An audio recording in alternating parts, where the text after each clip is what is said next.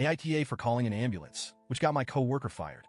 For starters, I, 27F, work in sales. If you've ever been in this field, you know it's not just about selling. It's about winning. Everything is a competition. Who can close the biggest deal? Who can meet their quota the fastest? Who gets the best clients? There's a lot of pressure, especially for someone like me who's relatively young in a company full of seasoned veterans. Most of my coworkers are in their 40s and 50s, and I'm one of the few younger people in the department. I've been here for a few years, and while I like my job, it's definitely a high-stress environment where every mistake feels magnified. So, this past weekend, the company hosted a mandatory team training event at a hotel.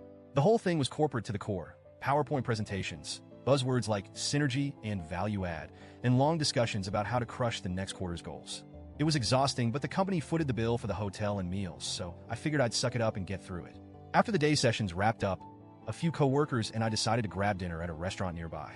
It wasn't a wild night or anything, just a group of us trying to unwind after sitting in conference rooms all day. We carpooled to the restaurant, and when we arrived, we saw Deborah, 50s, already at the bar. Now, a little backstory on Deborah.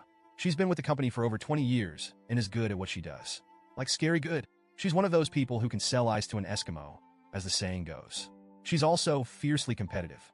Deborah isn't unkind, but she's definitely intimidating, especially to someone like me who's still trying to prove herself. When we saw her at the bar, she was already a few drinks in. We invited her to join us at the table, but she waved us off, saying she was fine where she was. Okay, fair enough. The rest of us had a nice dinner. I had 2 beers, nothing crazy, and we all kept the conversation light. But as we were finishing up and getting ready to leave, we noticed Deborah again. She'd clearly had a lot more to drink. She was stumbling as she walked and slurring her words. Honestly, it was uncomfortable to watch. A couple of people in our group exchanged awkward glances, but no one said anything. When we got outside, Deborah followed us into the parking lot and started rummaging through her purse. My stomach dropped when I realized she was looking for her car keys. I'm not one to get in people's business, but this was a clear-cut case where I couldn't stay quiet. Hey, Deborah, I said, trying to keep my tone light. Why don't I drive you back to the hotel? It's really not safe for you to drive right now. She looked at me for a second, and I could tell she was annoyed. But after a moment, she handed me her keys and said, fine, whatever. I thought the situation was under control, but as she walked around to the passenger side of the car, things took a turn. She tripped over absolutely nothing, just her own feet, and fell straight back onto the pavement. The sound of her head hitting the ground was sickening. It was like someone dropped a watermelon. I rushed over to her, and my heart sank.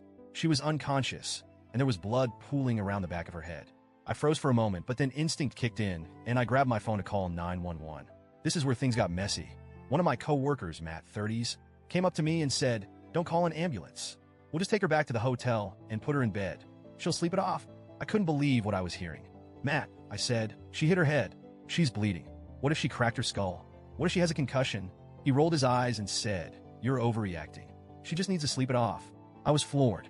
I couldn't believe he was willing to gamble with someone's life like that just to avoid a little inconvenience.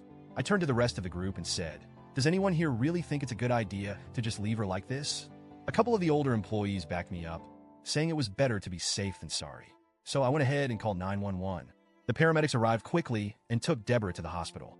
I rode with her because I didn't want her to be alone, and honestly, I was terrified she wouldn't wake up. The whole ride there, I kept thinking, what if she dies? What if I'm too late? Thankfully, she survived. She had a mild skull fracture and a concussion, and the doctor said it was a good thing she came in when she did. They said if she'd been left alone, things could have been much worse. The next day, I checked in on her at the hospital. She was awake, but groggy. She thanked me for calling the ambulance, but I could tell she was embarrassed. I tried to reassure her, saying, "It's better to be safe than sorry." But here's where everything went downhill. Word got back to our managers about what happened. Deborah was technically at a work event when she got that drunk, and apparently, that's a major violation of company policy. They fired her on the spot. No warnings, no second chances, just gone. Now, the office is completely divided. The older employees are saying I did the right thing and that Deborah's firing was her own fault. They've told me, if you hadn't called, she could have died. You saved her life. But the younger employees? They're furious with me. Matt, in particular, has been openly hostile. He's told anyone who will listen that I got Deborah fired on purpose to eliminate her as competition. Others have said I should have just let her sleep it off, and that calling 911 was an overreaction. I didn't call the ambulance to get Deborah fired. I called because she was bleeding from her head. I didn't even think about her job at the time. I was just trying to make sure she was okay. Now I feel like I have a giant target on my back. People are whispering about me, and I'm paranoid that every mistake I make at work is being scrutinized. I know I did the right thing in the moment, but the backlash has been brutal. So, Reddit, AITA for calling an ambulance and ultimately getting Deborah fired?